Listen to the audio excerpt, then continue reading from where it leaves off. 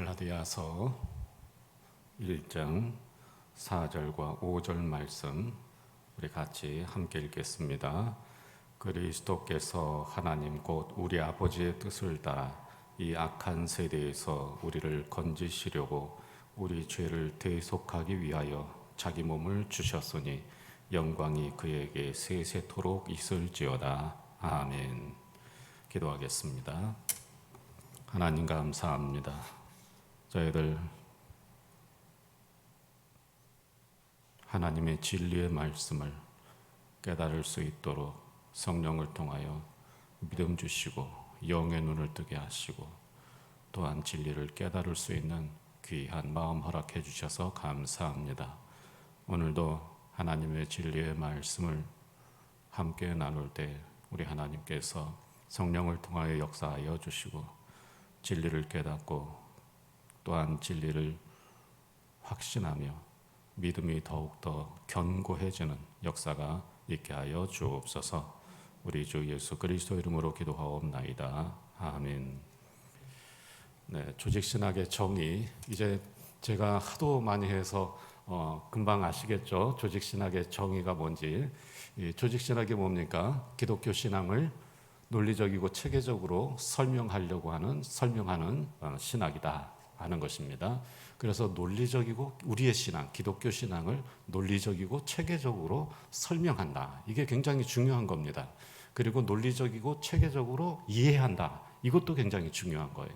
그래서 우리의 믿음이 견고하려면 우리의 마음 속에 있는 이 뜨거운 마음과 그리고 우리를 하나님을 향한 우리의 마음도 참 중요하지만 또 우리 머리가 확실하게 우리의 이성으로 논리적으로 체계적으로 이해를 하고 그렇게 해서 이건 정말 진리의 말씀이다.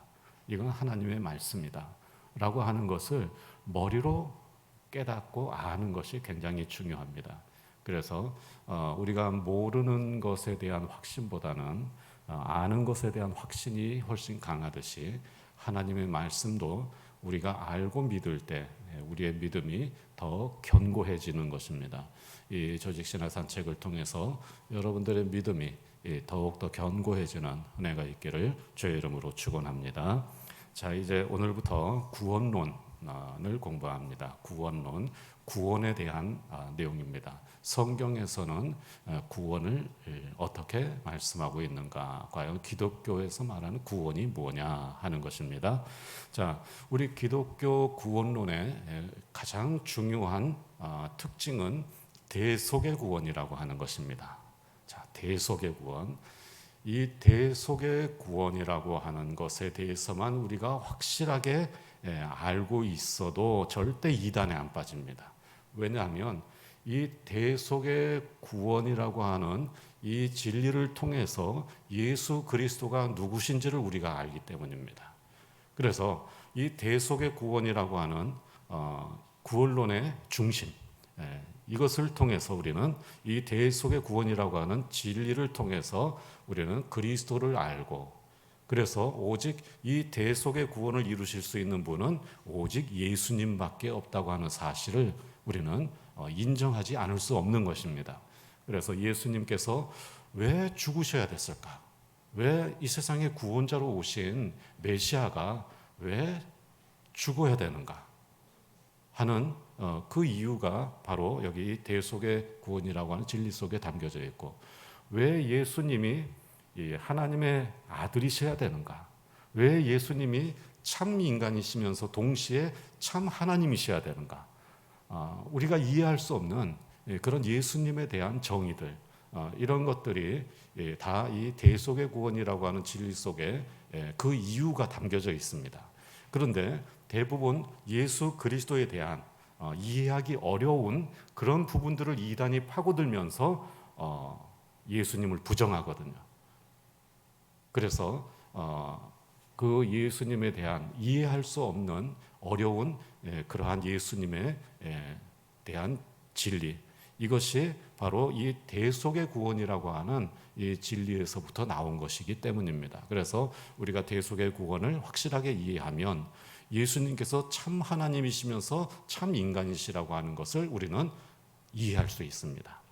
그리고 대속의 구원에 대한 진리를 우리가 알게 되면 왜 우리의 구원자가 그렇게 비참하게 죽어야 되는지 그 이유도 우리는 알 수가 있습니다. 왜 예수님이 하나님의 아들이신가? 하나님은 영이시고 신이신데 왜 예수님이 하나님의 아들인가? 하는 것도 대속의 구원이라고 하는 진리를 우리가 알면 이해가 되는 겁니다. 그래서 우리가 알고 있고 믿고 있는 이 예수님에 대한 대부분의 진리가 이 대속의 구원이라고 하는 진리를 통해서 확실해지는 겁니다.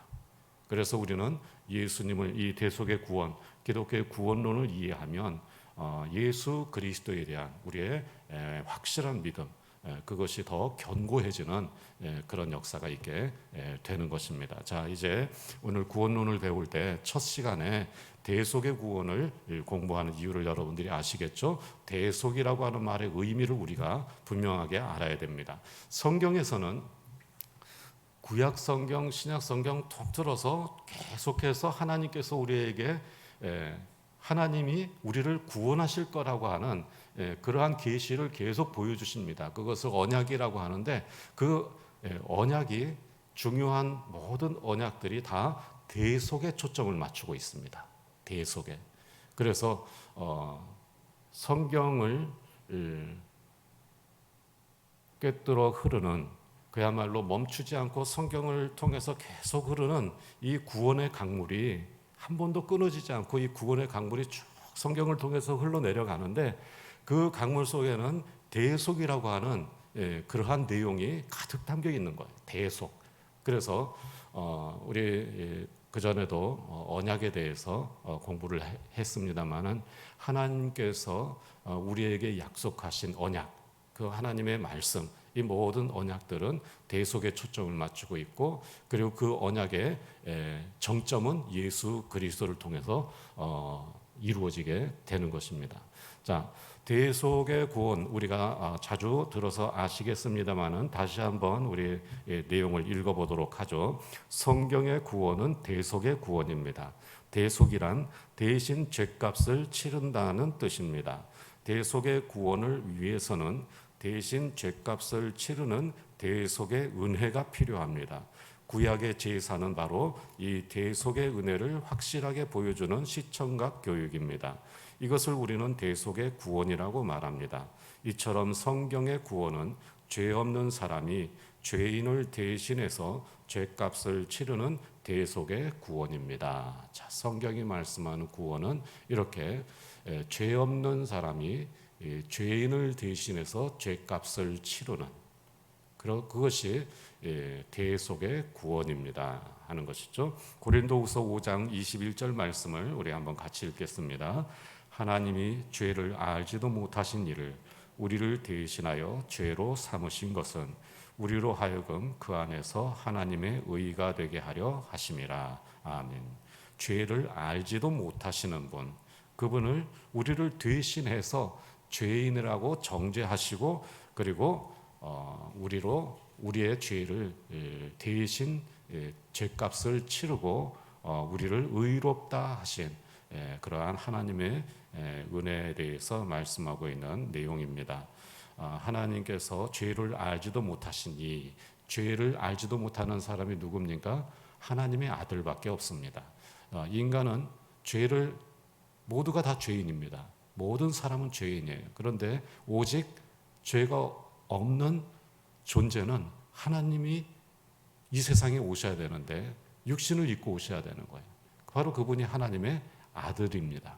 그 하나님의 아들, 그분이 죄가 없으신 분이시고 그리고 그분이 우리를 대신해서 죄값을 받고 죽으심으로써 이제 우리의 죄가 용서가 되고 그리고 그 죄와 사망의 법에서 우리가 해방되는 것입니다. 그렇게 하나님께서 우리를 구원하셨기 때문에 그것을 대속의 구원이다 이렇게 부르는 것이죠. 예수님은 바로 이 대속의 구원자로 이 세상에 오셨습니다. 우리 마태복음 20장 28절 또 마가복음 10장 45절 말씀을 연이어서 함께 읽겠습니다. 인자가 온 것은 섬김을 받으려 함이 아니라 도리어 섬기려 하고 자기 목숨을 많은 사람의 대속물로 주려 함이니라. 인자가 온 것은 섬김을 받으려 함이 아니라 도리어 섬기려 하고 자기 목숨을 많은 사람의 대속물로 주려 함이니라. 아멘. 예수님께서 오신 이유는 많은 사람의 대속물로, 즉 대속의 제물로 우리를 구원하시기 위해서 자신을 대속의 제물로 바치기 위해서 오신 것이다. 그렇게 말씀을 하고 있습니다. 그러면 이러한 대속의 구원이 왜 우리 기독교 구원의 중요한 특징이 되었는가? 그 유래에서부터 그 결론까지 10단계로 나누어서 우리 한번 생각을 해보도록 하겠습니다. 왜 대속의 구원이 필요했는지, 그리고 그 대속의 구원이 결국 어떻게 열매를 맺게 되었는지, 그것을 10단계로 나누어서 이제 우리가 살펴봅니다. 첫 번째 단계는 하나님께서 우리 인간과 행위 언약을 맺으셨습니다. 행위 언약. 자, 창세기 2장 17절 말씀 우리 같이 읽겠습니다. 선악을 알게 하는 나무의 열매는 먹지 말라. 네가 먹는 날에는 반드시 죽으리라 하시니라. 아멘. 자, 행위 언약이라고 하는 것은 하나님과 인간 사이에, 하나님은 우리의 창조주이시고 인간은 하나님께서 지으신 피조물이라고 하는 그 사실을 확실하게 해두는 언약이 행위 언약입니다. 그러니까 우리 이 사람은 인격적인 존재면서 하나님께서 지으신 피조물들 가운데에서 유일하게 인격적인 존재입니다. 하나님을 닮은 유일한 인격적인 존재. 그래서 하나님과 인간 사이에 분명한 선을 그어 놓지 않으면 인간과 하나님의 사이가 인간 입장에서 볼 때 모호해질 수가 있어요. 그래서 하나님께서 인간과 언약을 맺으셨습니다. 계약을 맺으신 거예요. 어떤 계약을 맺으셨는가 하면 하나님께서 지시하시는 것을 반드시 따르도록 약속을 맺으신 거예요. 그 지시한 내용이 뭔가 하면 선악을 알게 하는 나무의 열매, 그것을 먹지 말라. 이걸 먹으면 너는 죽는다. 그렇게 말씀하신 거예요. 이게 창조주로서 피조물에게 하실 수 있는 그러한 창조주의 권한이에요. 그래서 창조주가 피조물에게 이건 하지 말라 이렇게 했고, 피조물은 네, 안 하겠습니다. 순종하는 거예요. 그래서 하나님께서 지시하신 이것을 피조물은 순종할 때 창조주와 피조물 사이의 관계가 분명해지는 겁니다. 그래서 하나님께서 지으신 피조물들 가운데 유일하게 하나님을 닮아서 인격적인 존재인 인간과 언약을 맺으신 거예요. 계약을 맺으신 겁니다. 너 이거는 다른 건 몰라도 이것만큼은 하면 안 된다. 그러니까 곧 하나님께 순종해야 된다는 거예요. 너는 인격적인 존재이지만, 나를 닮은 인격적인 존재이지만 나는 창조주고 너는 피조물이기 때문에 너는 나에게 순종해야 된다 라고 하는 것을 분명히 하는 계약이 행위 언약입니다. 자, 이렇게 해서 이건 하나님의 권리입니다. 그렇죠? 창조주이시니까 창조주 하나님으로서의 권리예요. 그리고 하나님께 순종하는 것은 피조물인 인간의 의무입니다. 그래서 하나님께서 행위 언약을 맺었어요. 자, 행위 언약이란 피조물인 인간이 창조주이신 하나님께 순종해야 한다는 약속입니다. 만일 인간이 이 약속을 어기고 불순종하면 하나님과의 관계, 즉 창조주와 피조물과의 관계를 깨뜨리는 것이 됩니다. 그리고 인간은 생명의 근원이신 하나님과의 관계가 단절되어 결국 죽게 되는 것입니다. 창조주 하나님으로부터 생명을 받았어요. 그렇기 때문에 그 하나님과의 관계가 단절되면 결국 그 생명이신 하나님으로부터의 그 선이 끊어지는 겁니다.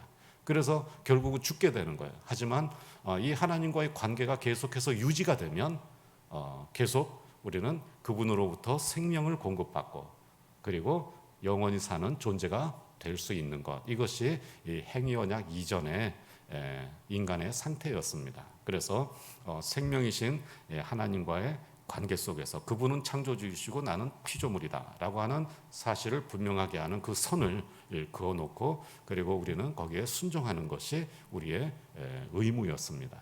자, 그것이 행위 언약인데, 자, 이 행위 언약을 어기면 결국은 죽게 되는 거예요. 자, 창세기 3장 19절 우리 한번 같이 읽겠습니다. 네가 흙으로 돌아갈 때까지 얼굴에 땀을 흘려야 먹을 것을 먹으리니 네가 그것에서 취함을 입었음이니라. 너는 흙이니 흙으로 돌아갈 것이니라 하시니라. 자, 행위 언약을 깨뜨렸을 때 결국 이렇게 된 거예요. 하나님과의 약속, 즉 창조주와 피조물 사이의 그런 관계, 그것을 깨뜨려 버렸기 때문에 결국은 생명의 근원이신 창조주 하나님으로부터 이제 단절이 된 겁니다. 그래서 단절이 되니까 결국은 생명의 근원이신 하나님으로부터 그 생명을 공급받지 못하고 결국은 죽을 수밖에 없는 존재가 되는 것입니다. 자, 이제 행위 언약을 맺었죠. 그 다음에는 어떤 일이 생기는가? 어떤 단계인가? 2번 보면은 이 약속을 지키는 것은 결코 어려운 일이 아니었습니다. 자, 하나님에게 순종하는 게 어려운 일이 아니었어요. 그 이 행위 언약은 정말 어려운 게 아니었어요. 왜냐하면 동산에 많은 나무들이 있고 많은 열매들이 있는데 그 많은 열매들 가운데에서 오직 동산 중앙에 있는 나무 하나, 요거 하나만 먹지 말라고 그랬어요. 만약에 하나님께서 요거 하나만 먹고 나머지는 다 먹지 말라. 너와 나의 약속이다. 나는 창조주로서의 내 권한이다 하면서 너는 하나만 먹고 나머지는 먹지 말아라. 이걸 지켜야 산다. 그랬으면 부당하죠. 그렇죠? 네. 하지만 하나님께서는 우리에게 충분히 어느 누구나 지킬 수 있는 그런 약속을 하셨고 그런 명령을 하신 거예요. 그래서 모든 것은 다 먹어도 되는데 이 나무 한 나무 이 열매만큼만 요것만 먹지 말아라. 그렇게 약속을 했단 말이죠. 창세기 2장 16절 말씀 같이 읽겠습니다. 여호와 하나님이 그 사람에게 명하여 이르시되 동산 각종 나무의 열매는 네가 임으로 먹되 다 먹어도 되는데 이것만 먹지 말아라. 그게 행위 언약이거든요. 자, 이거는 결코 인간 입장에서 볼 때 어려운 일이 아니었습니다. 그리고 이 약속은 헷갈리는 약속도 아니었습니다. 이 동산 중앙에 있어요. 중앙에. 그래서 아주 딱 구별이 되는 그런 나무입니다. 그래서 어느 누구가 봐도 이것은 하나님이 먹지 말라고 하신 나무지 하는 게 너무나도 분명한 나무였어요. 그래서 숲속에 막 섞어놓고서 요거 먹지 말아라 하고 뒤돌아서서 보니까 어떤 걸 먹지 말라고 했는지 모를 정도로 막 이렇게 섞여서 비슷비슷하고 그러면 이거 좀 안 되는 거죠. 어려운 일이죠. 하지만 동산 중앙에 있는, 그래서 눈에 탁 띄는 그거 하나만 먹지 말라고 그랬어요. 그래서 지키기 어려운 것도 아니고 또 헛갈려서 실수할 수 있는 일도 아니었어요. 잘못해서 실수로 어길 수 있는 그런 일도 아니었습니다. 그렇게 쉬운 약속이었어요. 그러나 3번, 그러나 인간은 하나님과의 약속을 어기고 불순종했습니다. 이거는 지키려고 마음만 먹으면 얼마든지 지킬 수 있는 그런 약속이었는데 고의로 어긴 거예요. 이게 불순종이죠. 실수한 게 아니에요. 고의로 어긴 겁니다. 자, 창세기 3장 6절 말씀 우리 한번 같이 읽겠습니다. 여자가 그 나무를 본즉 먹음직도 하고 보안직도 하고 지혜롭게 할 만큼 탐스럽기도 한 나무인지라 여자가 그 열매를 따먹고 자기와 함께 있는 남편에게도 주매 그도 먹은지라. 자, 여기서 이제 인류의 역사가 바뀌는 순간입니다. 정말 이 불행한 그러한 인류로 존재로 떨어지는 그 순간입니다. 불순종했어요. 너무나도 지키기 쉬운 걸 안 지킨 거예요. 너무나도 지키기 쉬운 약속을 안 지켰어요. 이건 고의로 안 지킨 거예요. 그 고의로 안 지킨 원인이 뭐겠는가? 바로 나도 하나님처럼 되고 싶다라고 하는 생각이었어요. 하나님께서는 바로 그런 생각을 막으시려고 피조물들 가운데에서 유일하게 하나님을 닮아서 인격적인 존재로 지음받은 피조물, 이 인간과 이 창조주와의 선을 지키기 위해서 행위 약속을 했는데 결국은 깨뜨린 겁니다. 너무나도 쉬운 약속을 하나님처럼 되고 싶어서 깨뜨렸어요. 그래서 결국은 불순종하게 되었다는 것이죠. 자, 그러면 이제부터 아주 무서운 일이 벌어지는데요. 네 번째, 불순종의 결과로 모든 사람은 죄인이 되었습니다. 자, 이 선악과를 먹기 전까지는 그 동산의 모든 나무를 먹고 또 동시에 뭐도 먹을 수 있었어요? 생명나무도 먹을 수 있었습니다. 이 생명나무는 영생하는 나무입니다. 그래서 영원토록 살 수 있었어요. 하지만 이 결과, 불순종의 결과로 모든 사람이 죄인이 되고 하나님께서 에덴에서 그들을 쫓아내심으로 그 이로 생명나무를 먹을 수 없게 되었다. 결국 생명의 근원이신 하나님으로부터 단절되어서 떨어져 나간 겁니다. 그래서 결국은 죽을 수밖에 없는 존재가 된 것이죠. 자, 불순종의 결과로 모든 사람은 죄인이 되었습니다. 로마서 3장 23절, 5장 19절 말씀 연속해서 같이 읽겠습니다. 모든 사람이 죄를 범하였음에 하나님의 영광에 이르지 못하더니 한 사람이 순종하지 아니함으로 많은 사람이 죄인 된 것 같이 한 사람이 순종하심으로 많은 사람이 의인이 되리라. 자, 모든 사람이 죄를 범하였음에 하나님의 영광에 이르지 못하였다. 자, 이 아담의 인류의 대표로서의 그러한 역할 때문에 결국은 아담 한 사람이 하나님께 불순종함으로 그 불순종이 모든 후손에게 전해지게 되었다 하는 것입니다. 그래서 이 죄의 유전은 결국 한 사람의 범죄함으로 그 죄가 계속해서 유전되어서 이제 모든 후손들에게 이어지게 되었다 하는 것입니다. 이 죄의 유전은 두 가지가 있는데요. 하나는 왜 아담이 지은 죄를 내가 책임을 져야 되지? 그렇지 않습니까? 그런데 이 죄의 유전에 두 가지 측면이 있는데 하나는 법적인 측면이 있어요. 그래서 아버지의 죄가 자식에게 전가되는 겁니다. 그래서 이것을 신학적인 용어로 죄의 전가라고 합니다. 죄의 전가. 자, 아버지가 빚을 졌는데 그 빚을 못 갚고 돌아가셨어요. 그러면 누가 갚아야 되죠? 네? 자식이 갚아야 되죠. 네. 그러니까 연좌제라고 하는 거는 없어졌지만 여전히 아버지의 부모의 채무가 자식에게 넘어가는 법이 있습니다. 지금도 있어요. 자, 그러면 이러한 법적 측면에서 죄의 전가라고 하는데 하나님과 약속을 했기 때문에 이 법적인 계약입니다. 그래서 이 법적인 계약은 전가가 되게 돼 있어요. 전가. 그래서 아까 말씀드렸던 것처럼 신학적인 용어로 죄의 전가 이렇게 얘기를 합니다. 죄의 전가. 그렇게 해서 아담의 죄가 이제 계속해서 후손에게 밀려 물려져서 내려오는 것, 전가되었다. 하나는 유전이 있습니다. 유전적으로 아담의 모든 후손은 전가는 법적으로 죄인으로 출생하는 거예요. 그런데 유전적으로는 이제 육체적으로 생물학적으로는 죄를 지을 수밖에 없는 그런 본성을 가지고 후손들이 태어나게 되는 거예요.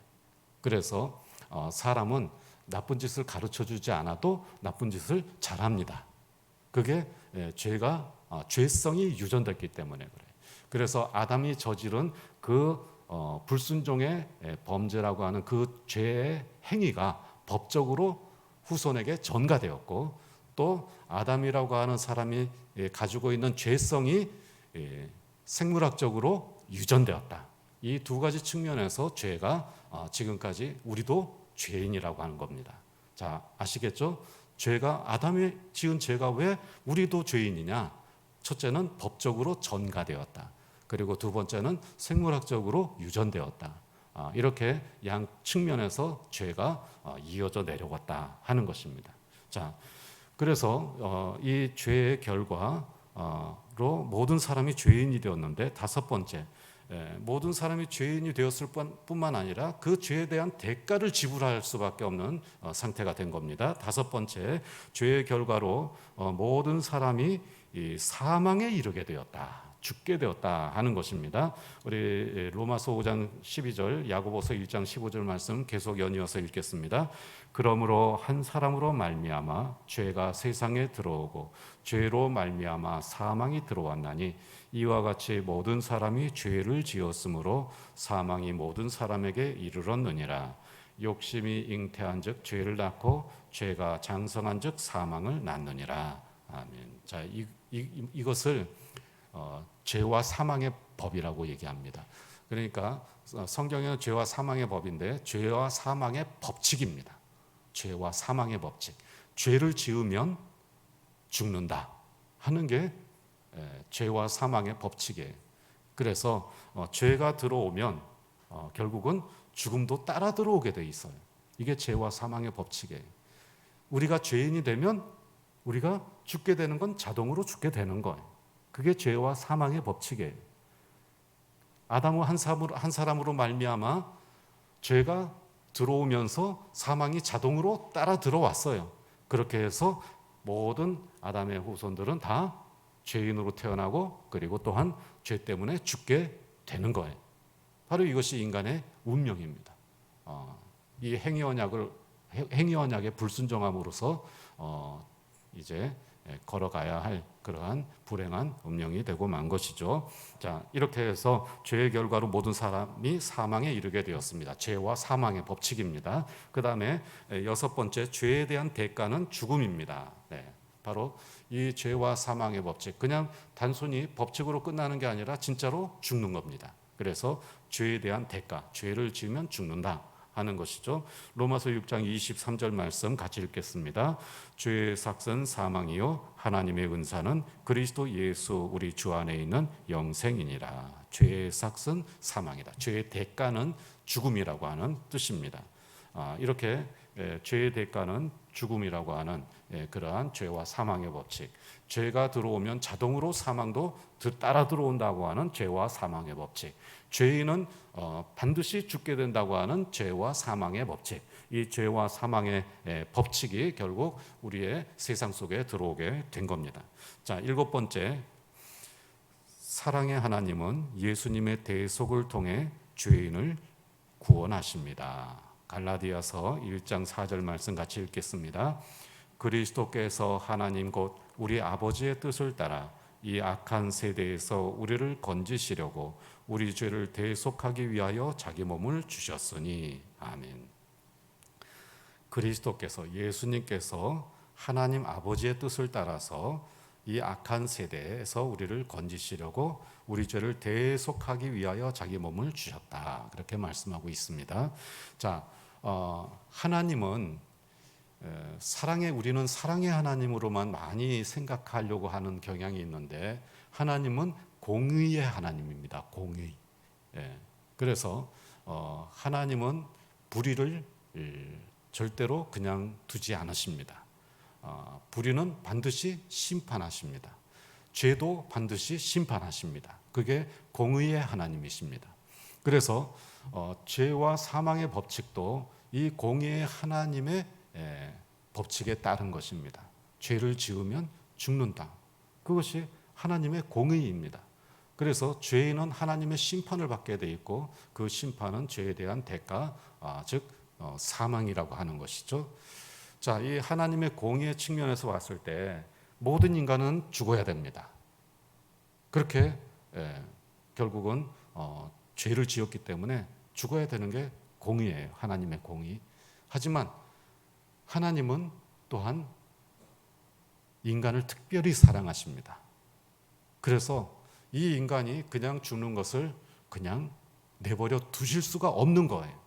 자, 여러분, 아무리 그 법이 냉엄하지만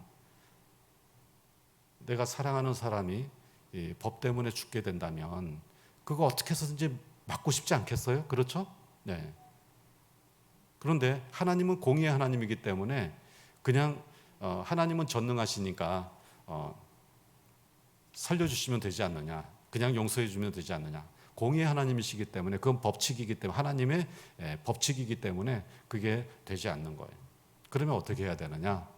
하나님의 사랑이 있는데, 그래서 이 사람을 이 인간을 죽게 내버려 둘 수가 없는 거예요. 그래서 하나님께서 대속의 구원을 계획하신 것입니다. 대속의 구원을. 대속의 구원이 뭡니까? 대신 죽어주는 거죠. 누가요? 하나님 자신이. 우리가 하나님을 한 분이라고 생각했을 때 하나님 자신이 대신 죽어주는 겁니다. 하지만 하나님은 죽으실 수 없기 때문에 하나님의 아들, 성자, 하나님의 아들을 인간으로 보내셔서 대신 죽게 하신 거예요. 곧 하나님 자신이 대신 죽으신 겁니다. 그렇게 해서 대속의 구원을 이루시는 것이 바로 하나님의 계획이었어요. 구원 계획. 자, 그래서 사랑의 하나님은 예수님의 대속을 통해 죄인을 구원하십니다. 우리가 이 대속의 의미를 아시겠죠? 공의의 하나님께서는 죄와 사망의 법칙에 따라서 죄인인 인간을 반드시 심판하여 죽게 내버려 두셔야 되지만, 그러나 사랑의 하나님이시기 때문에 인간을 사랑하셔서 그들을 죽음과 이 죄와 사망의 법칙에서 구원하시기 위해서 대속의 구원을 계획을 하신 것입니다. 자, 8번. 예수님은 대속의 죽음을 통해 우리를 구원하셨습니다.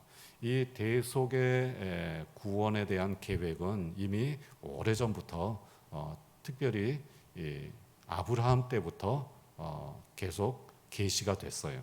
특히 아브라함과의 이 언약이 있었는데, 아브라함과의 언약에서 굉장히 중요한 언약이 하나 있는데, 그 언약의 내용을 보면 하나님께서 이 횃불 언약, 우리가 횃불 언약이라고 부르는 겁니다. 이 횃불 언약, 하나님께서 아브라함에게 나타나셨어요. 그리고 너와 내가 너와 언약을 맺을 테니까 언약을 맺을 준비를 하고 기다려라. 그 당시에는 이 계약을 맺을 때 어떤 두 나라의 왕이 계약을 맺을 때 쌍무 계약을 맺었어요. 서로 같이 책임을 진다는 거예요. 그러면 그 책임을 진다는 의미로 어떻게 했는가 하면 이 가축을 반으로 쪼개서 이렇게 딱 펼쳐놔요. 양쪽으로 가축을 펼쳐 놓습니다. 그리고 왕 두 부족장이 같이 만나가지고 계약을 맺어요. 그리고 이 계약을 어기는 쪽이 죽는다. 이 짐승처럼, 이 가축처럼 죽을 것이다 라고 하는 의미로 둘이서 그 가축 사이를 지나감으로써 계약이 체결되는 거예요. 그러니까 두 부족 사이에 부족장이 만나가지고 평화 계약을 해요. 그리고 이제 이 약속을 먼저 깨뜨리는 쪽은 반드시 죽을 것이다 하는 의미로 그 짐승 사이를 지나가는데, 그래서 이것을 쌍무계약, 양쪽 다 의무가 있다, 책임이 있다 해서 쌍무계약이라고 하는데, 하나님께서 아브라함과 계약을 맺으시겠다고 했어요. 그래서 아브라함이 준비를 해놨어요. 이 가축을 쪼개가지고 양쪽으로 펼쳐놨습니다. 하나님께서 오시기를 기다리는데, 하나님께서 아무리 기다려도 하나님께서 안 오시는 거예요. 그런데 날이 저물어서요. 어둑어둑해 가는데 횃불이 하나가 날아오더니 그 횃불이 그 사이로 지나가는 겁니다. 아브라함은 구경만 하고 있었어요. 이 횃불이 하나님이시죠. 하나님께서 혼자서 지나가신 겁니다. 무슨 뜻인지 아세요? 계약이 파기된 것에 대한 책임을 내가 지겠다 하는 거예요. 하나님과 인간 사이에 행위 언약을 맺으셨잖아요. 누가 깼습니까? 인간이 깨뜨렸죠. 그래서 그 책임을 져야 되죠. 그런데 그 책임을 하나님께서 지시겠다고 아브라함에게 하나님의 이 대속의 구원에 관한 계시를 주신 겁니다. 하나님이 책임진다는. 원래는 둘이 같이 가야 되는 거예요. 그런데 하나님 혼자 그 사이를 지나가셨어요. 이것이 바로 대속의 구원에 관한 계시입니다. 아브라함 때부터. 그리고서 이제 모세 때에 오면은 이미 그 전에도 제사가 있었지만 모세 때 오면 제사가 제도화가 됩니다. 그리고 성문화가 되죠. 제사가 뭡니까? 백성들의 죄를 사함받기 위해서 어떻게 하죠? 대신 죽을 제물을 가지고 가죠. 그리고 죄를 그 양에게 또는 염소에게 전가합니다. 전가. 내 죄가 다 일로 갔습니다. 그리고 그 제물이 비참하게 피를 흘립니다. 죽는 거예요. 누구 대신? 내 대신. 네. 이게 대속의 구원에 관한 하나님의 계시예요. 그 구약 내내 이스라엘 백성들은 이 대속의 구원을 생각하면서 이제 제사를 드리는 겁니다. 그리고 마지막 이제 예수님께서 이 어린 양으로 이 세상에 우리를 위한 대속의 제물로 이 세상에 오신 겁니다. 대속의 제물은 죄가 없어야 돼요. 죄 없는 인간이 없잖아요. 그래서 예수님은 하나님이십니다. 죄가 없으신 하나님이. 그런데 하나님은 죽을 수 없잖아요. 대신 죽어줘야 되는데 죽는 척 할 수는 없잖아요. 진짜로 죽어야 되는 거예요. 그래서 인간이어야 돼요. 그래서 하나님께서 성자 예수님을 이 세상에 보내셔서 참 하나님이시면서 참 인간으로 우리를 대신해서 대속의 제물이 되셔서 죽으시고 우리를 죄와 사망의 법칙에서 해방시켜 주신 것입니다. 이게 대속의 구원이에요. 그래서 오직 예수님만 구원자가 될 수 있는 겁니다. 다른 사람은 결코 구원자가 될 수가 없어요. 성경 기독교의 구원자는 될 수가 없습니다. 그러니까 기독교 성경적인 구원은 대속의 구원이기 때문에 이 대속의 구원을 이루기 위해서는 반드시 예수님이어야만 됩니다. 예수 그리스도가 아니고서는 결코 구원자가 될 수 없는 것이 성경적 구원론에 담겨져 있는 겁니다. 그래서 아브라함 때부터 그리고 더 이렇게 자세하게 살펴보면 아담 때부터 이미 대속의 구원에 대한 하나님의 계획은 계속해서 우리 사람들에게 계시가 되었습니다. 그것을 우리는 언약이라고 그래요. 가장 대표적인 것이 아까 저는 이 횃불 언약에 대한 학교에서 공부할 때 이 횃불 언약에 대한 것을 이렇게 배우면서 정말 너무너무 감동을 했어요. 하나님께서 책임진다는 거예요. 내가 죽겠다 하면서 지나가신 거예요. 그게 바로 우리의 구원입니다. 자, 이렇게 예수님은 대속의 죽음을 통해 우리를 구원하셨습니다. 8번 베드로전서 3장 18절 말씀 같이 읽겠습니다. 그리스도께서도 단번에 죄를 위하여 죽으사 의인으로서 불의한 자를 대신하셨으니 이는 우리를 하나님 앞으로 인도하려 하심이라.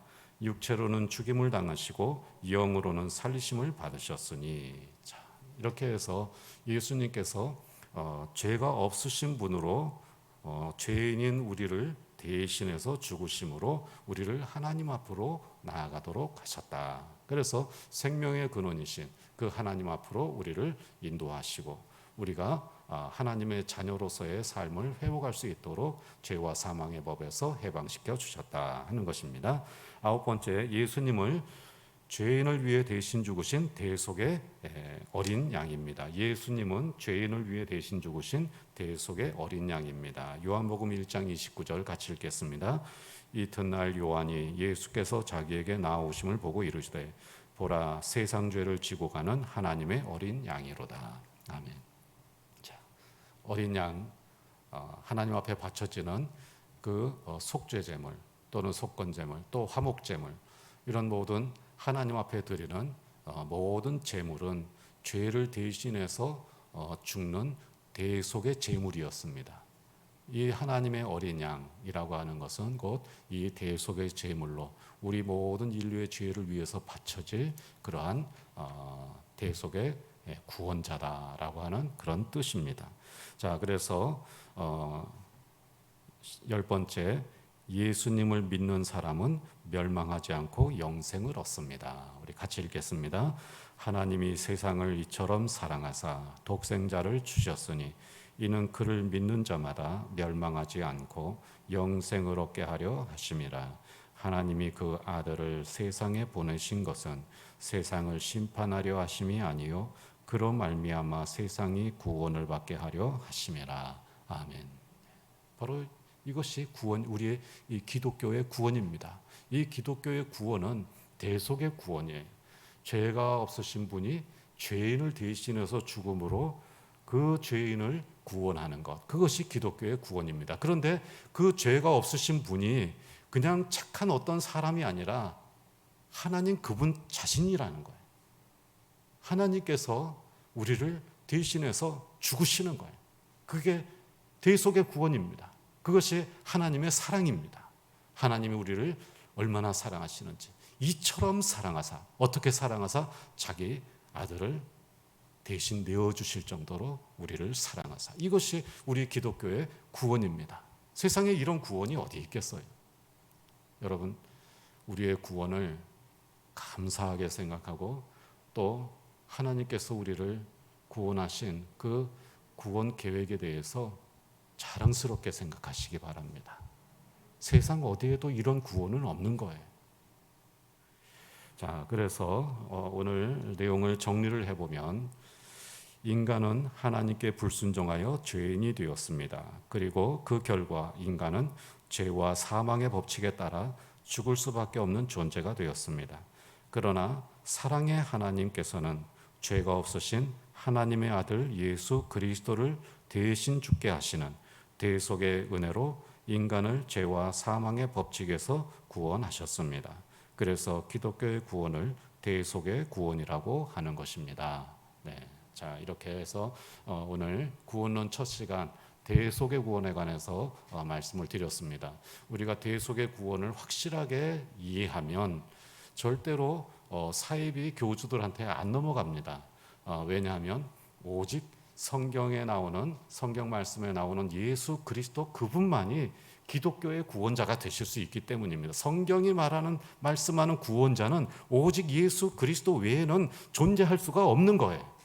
그렇기 때문에 우리는 이 대속의 구원론을 통해서 예수님께서 왜 참 하나님이시면서 참 인간이신지, 그리고 예수님께서 왜 십자가에서 죽으셔야만 됐는지, 바로 그것을 우리가 이해할 수가 있게 되는 것입니다. 우리의 유일하신 대속의 구원자로 오신 우리 예수 그리스도를 믿는 그 믿음이 더욱더욱 견고해지는 은혜가 있기를 주의 이름으로 축원합니다. 기도하겠습니다.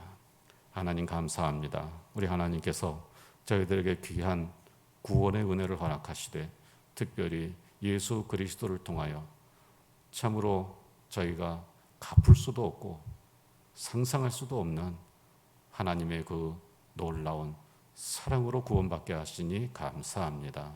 저희들의 구원이 어떻게 이루어진 것인지를 저희가 분명히 깨닫고 알고 또 믿는 가운데 예수 그리스도를 향한 저희의 믿음이 더욱더 견고해지게 하여 주옵소서. 우리 주 예수 그리스도 이름으로 기도하옵나이다. 아멘.